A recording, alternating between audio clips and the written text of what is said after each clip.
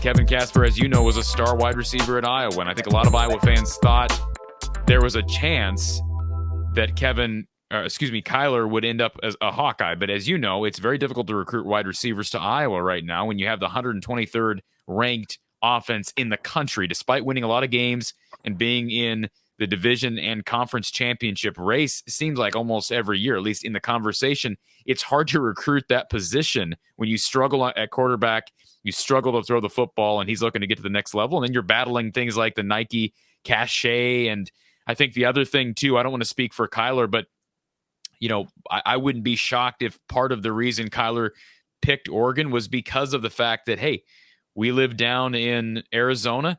My family wants to be able to watch me play.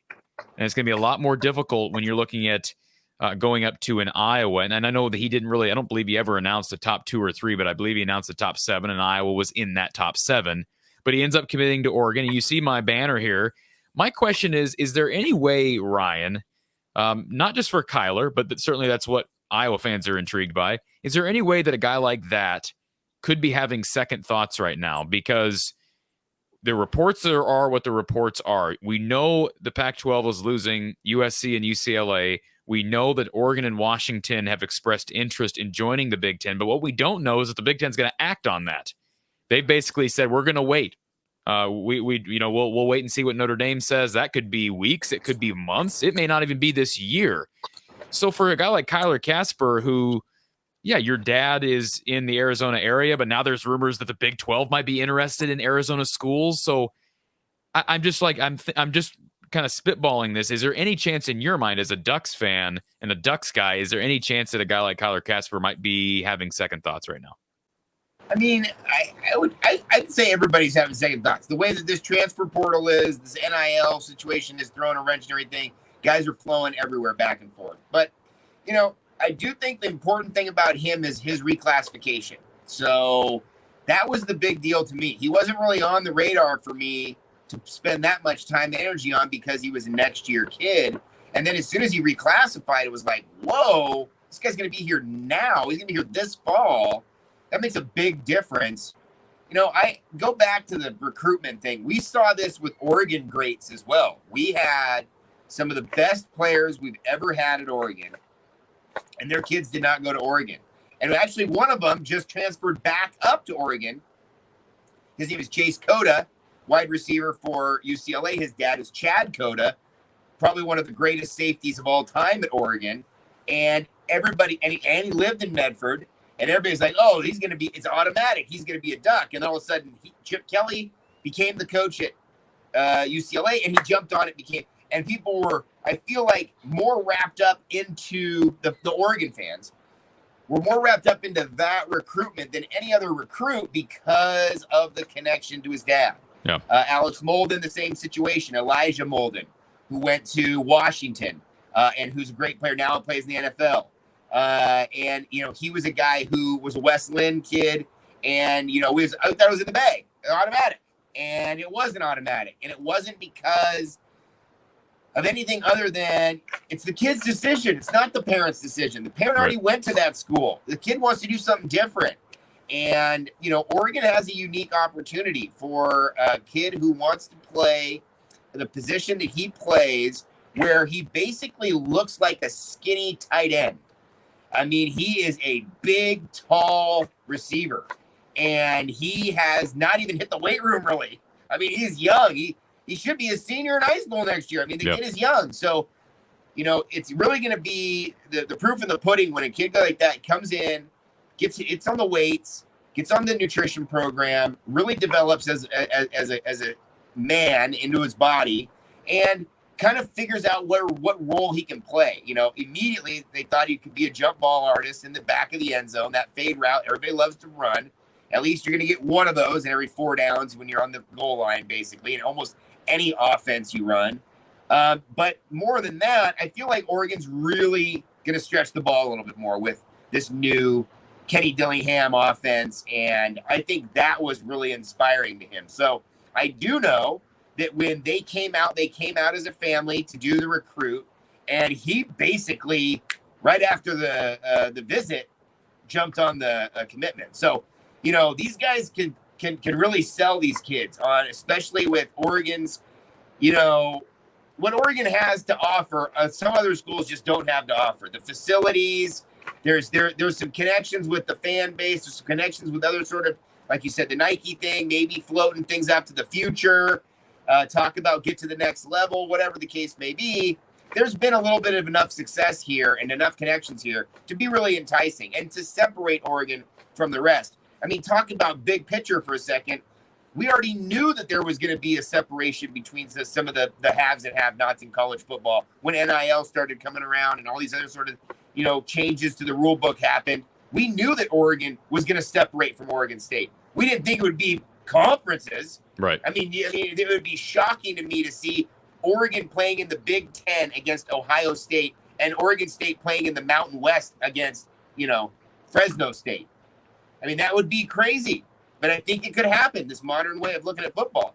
So I love the fact that you have a guy like Kasper be able to make his own decision and do what he thinks is best for him. The dad is very supportive as well.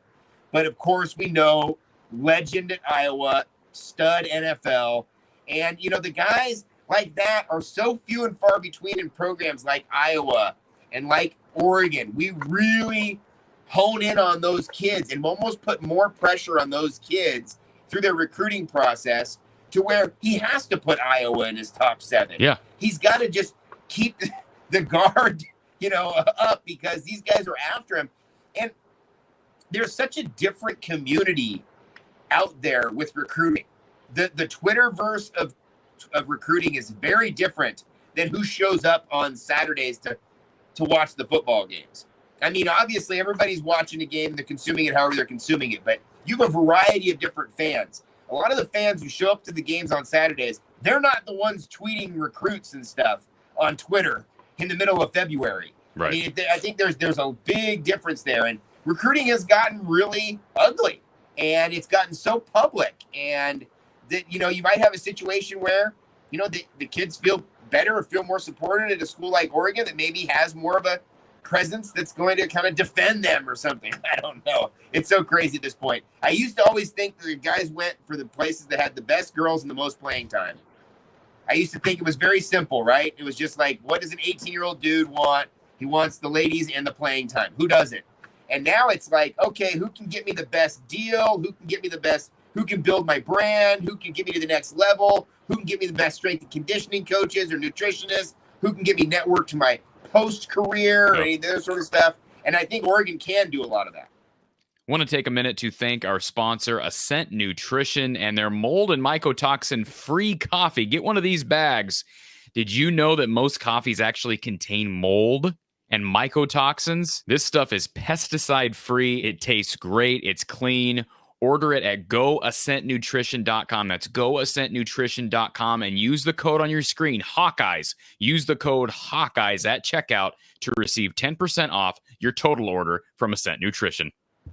And I think, for the record, I just want to go on the record and say I don't believe that this means that Kyler Kasper is going to enter the portal and reopen his recruitment. That's not what I'm implying. But I think it's a valid conversation to have for the reasons I just outlined and we just outlined with the realignment and the uncertainty as to where Oregon's going to end up.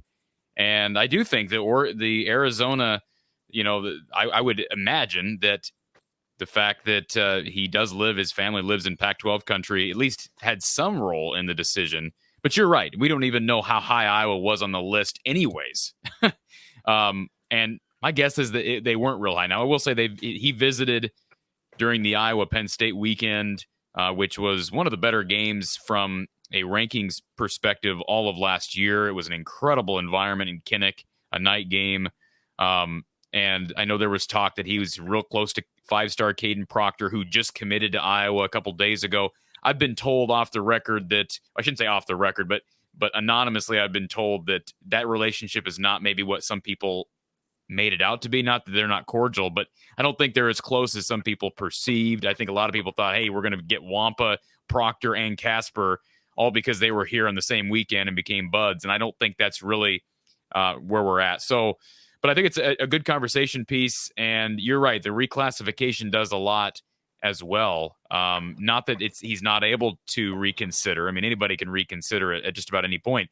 But for the record, if he were to enter, say tomorrow he entered the portal, and judging by I've looked at his Twitter, he seems the last couple days he's been tweeting Ducks related things. So I don't have any reason to think he's having second thoughts. But even if he were to have second thoughts, we're past the deadline, so he would have to apply for a waiver to be eligible immediately. So he has to enter the portal unless Oregon granted him a release, which I suppose they could. But who knows? Good conversation, Ryan. I appreciate you taking the time. Ryan, winner of Sports Chat 503.